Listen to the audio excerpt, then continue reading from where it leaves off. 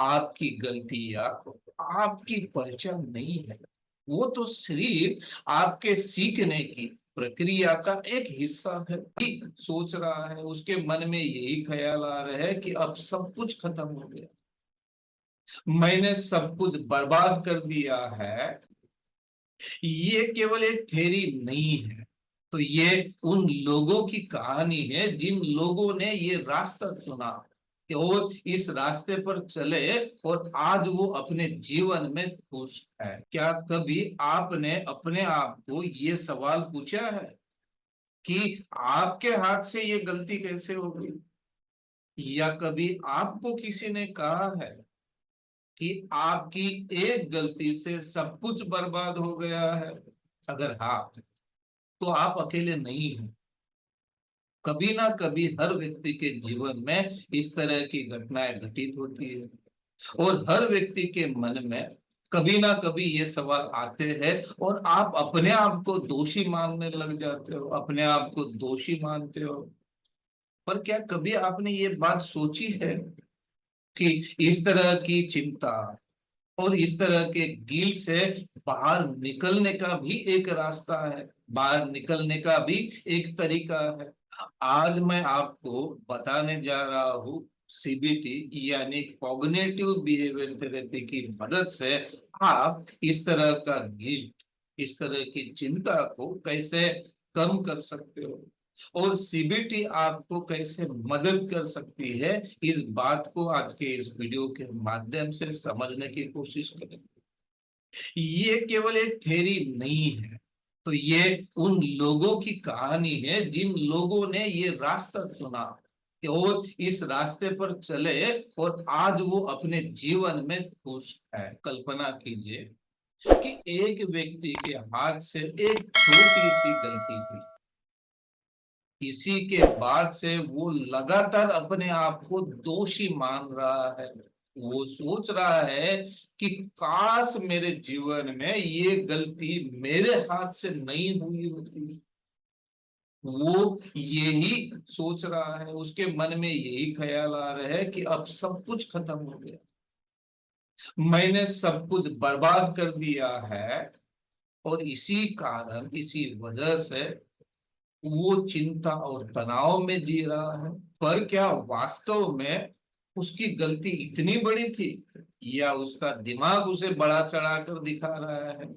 ये वही सवाल है जो सीबीटी हमें अपने आप को पूछने के लिए सिखाती है। सीबीटी हमें सिखाती है कि अक्सर हमारी सोच हकीकत से दूर होती है और हम चीजों को बड़ा चढ़ाकर सोचते हैं, राई का पर्वत बना देते हैं।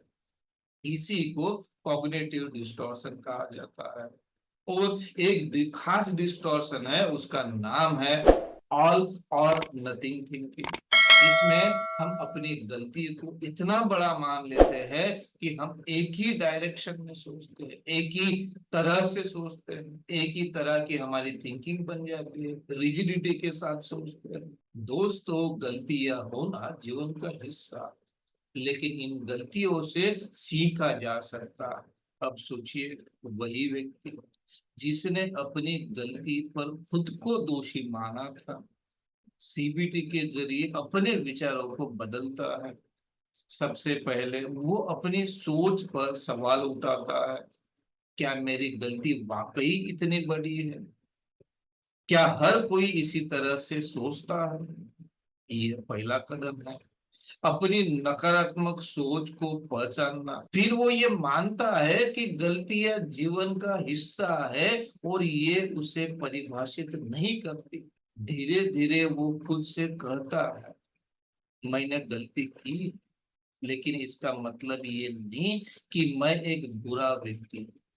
इसी तरह वो अपने मन की धारणाओं को बदलने लगता है। जैसे ही वो व्यक्ति ये समझता है कि उसकी गलती उसे बर्बाद नहीं कर सकती, उसका मन हल्का हो जाता है, उसकी चिंता धीरे धीरे कम होने लगती है और अब वो अपनी गलतियों से सीखने के लिए तैयार है, न कि उन्हें लेकर खुद को दोष देने के लिए। आपकी गलतियां आपकी पहचान नहीं है, वो तो सिर्फ आपके सीखने की प्रक्रिया का एक हिस्सा है। अगर आप भी कभी किसी गलती से परेशान रहे तो याद रखें कि आप अकेले नहीं हैं, और सीबीटी आपको इन गलतियों से बाहर निकलने का रास्ता दिखा सकता है।